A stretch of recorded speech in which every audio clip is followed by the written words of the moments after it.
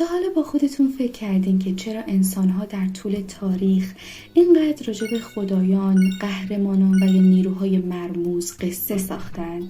داستانایی که هنوزه بعضیاشون زندن، مثل رستم و سهراب. امروز میخوایم راجع به اسطوره صحبت کنیم، یکی از مهمترین ریشه های اندیشه بشری.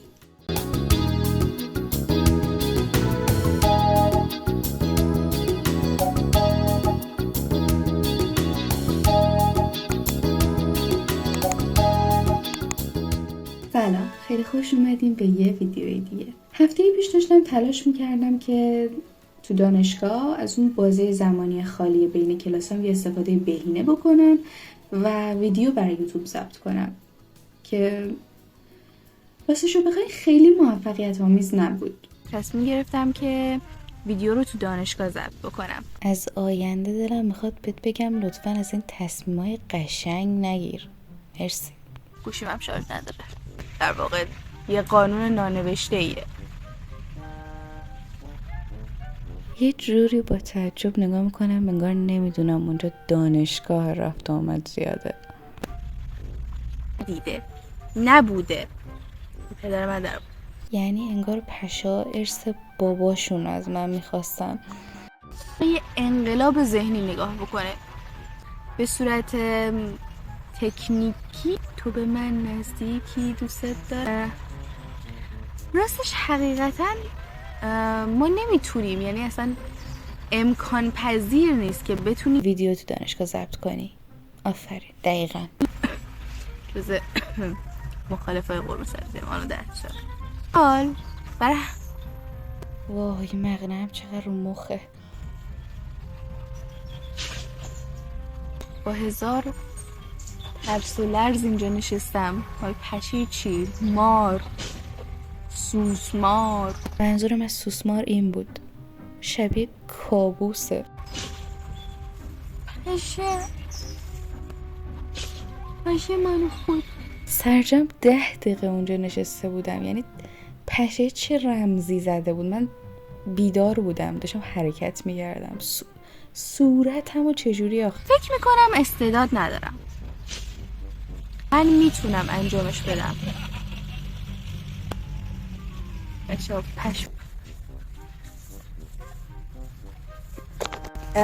اینجا دارن کار میکنن، هی نگاه میکنن. من کلاس بعدیمو دوست ندارم رابرت.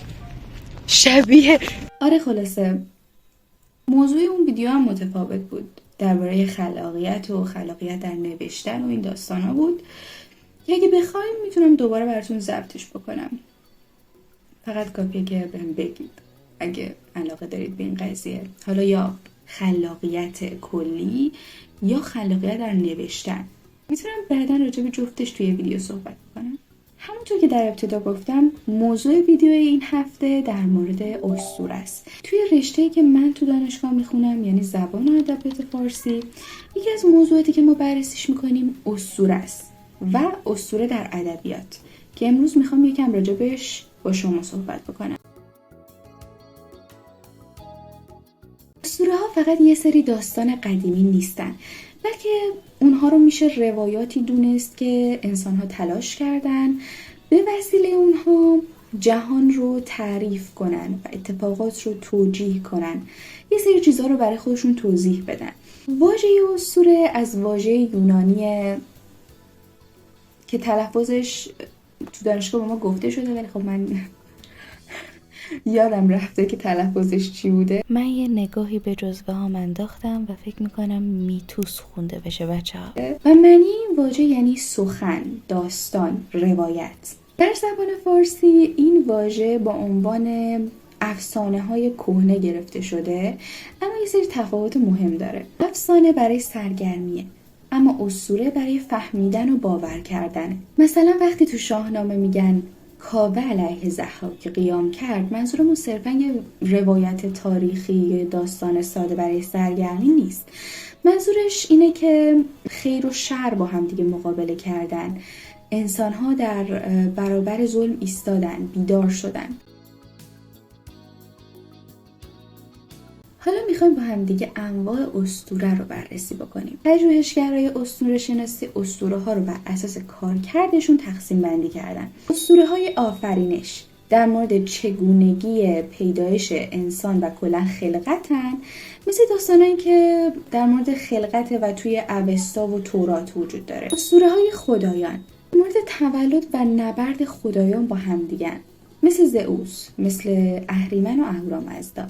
اسطوره‌های قهرمانی در مورد پهلوانانیه که بین انسان‌ها و خدایان ایستادن، مثل رستم، گیلگمش و هرکول. اسطوره‌های مرگ و رستاخیز، چرخه مرگ و تولد دوباره در طبیعت و انسان، مثل سیاوش که از خونش سبزه میرویه.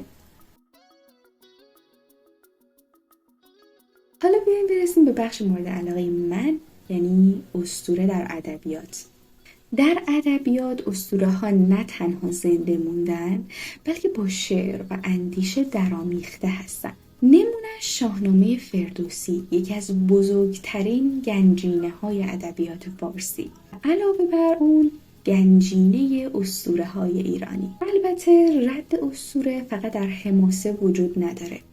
در شعرهای عرفانی و عاشقانه هم کم دیده نمیشه. اما اگه بخوام در شاهنامه برای شما یه سری مثال بزنم، رستم و سهراب نماد تقابل عشق و وظیفه هستن. ضحاک چهره اهریمنی حرص و قدرته.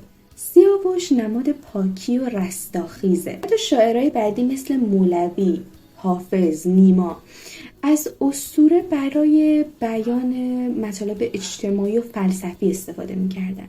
از این به بعد هر جا بحث اسطوره بود، فکر نکنید که اینا یه داستان کهنه‌ای که به هیچ دردی نمی‌خوردن و صرفاً از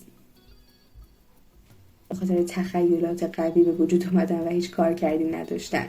اسطوره ها هنوز درون ما زندگی میکنن و هر نسلی اسطوره خودش رو میسازه.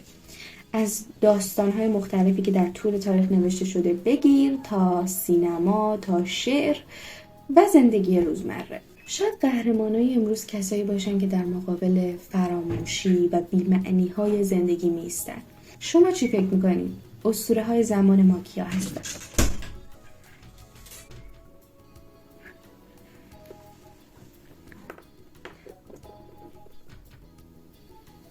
بچه با هم برام گلگام زبانه بود. دلتون بسوزه. این بود از ویدیوی امروز. پیشنهادی، نقدی، چیزی دارید برام توی کامنت ها بنویسید. خیلی ممنونم که تا اینجای ویدیو با من بودید. تا ویدیو بعدی. خدافظ. خستم. شارژ دارم 19%. بده و نسازه موهام امروز، یعنی یه مرگ و تولد. متاسفم که این خبر رو بدونم، ولی هویتت از اول یه دروغ. تا خواهر کوچیکم نیومده و اینجا رو سرش نذاشته، من باید این ویدیو رو تمام بکنم، اما هنوز به نصفش هم نرسیدم. خیلی عالیه. نمیدونستید که چرا اسم سهرابه؟ آیا؟ اگه میدونید برام بنویسید. اگه نمیدونید من یه ویدیو براش درست کنم. عالی شد. خواهرم اومد. عالی شد. از اسطوره دم پای کهنه. چرا اینجوری گفتم اسطوره؟ پرنسا کسی باشن که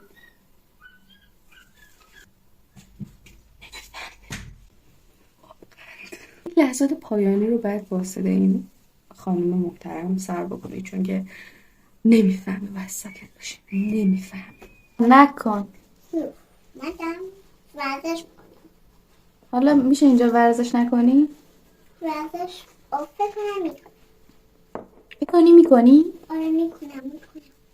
برو بیرون ورزش کن.